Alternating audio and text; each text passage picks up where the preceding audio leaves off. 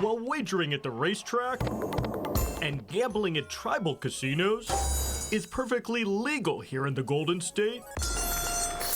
Along with card rooms, the lottery, and even bingo night. Bingo! When it comes to gambling on sports here, including on the Super Bowl, that is a strict no-no. As far as sports betting goes, in particular online sports betting, is not lawful yet, and it's quite shocking. Bert Fogel is a San Francisco-based attorney who specializes in this field. He points out that as the 5th largest economy in the world, the amount of potential tax revenue California is losing every year makes legalizing sports betting a huge priority. Somewhere around $500 million in additional tax revenue for the state.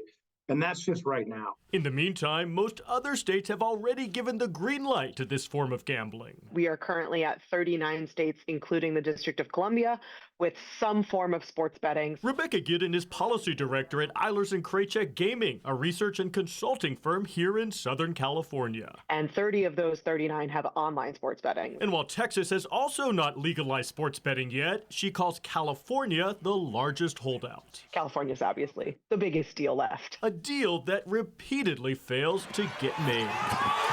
From baseball to basketball, soccer to hockey, and even football. Right now in California, it's not legal to place a bet on college or professional sports teams. That was 2 years ago when voters were deciding on 2 separate ballot measures which would have legalized sports betting in California, both of which went down in flames.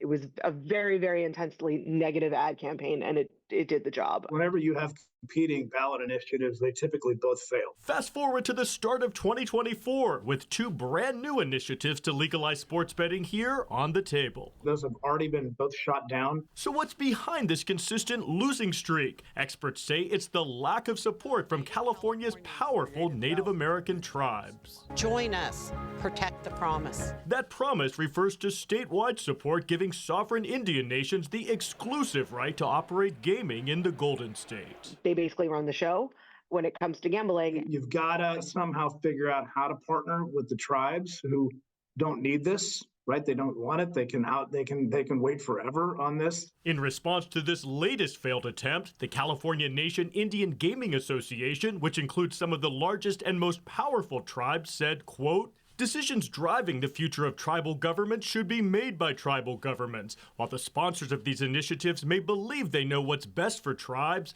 we encourage them to engage with Indian country and ask rather than dictate." And without their support, at least for the foreseeable future, it doesn't seem like anything's going to be legalized here for some time. So how long could it take? Giddon says she wagers we'll see another attempt at a ballot measure in 2026, but believes that will focus on in-person retail sports betting, not the more popular online version. When you'll be able to do it from your couch on your cell phone, that I think is a little more difficult to predict. But I do think it's coming. It's when, not if. And whether or not that's a safe bet to place, only time will tell.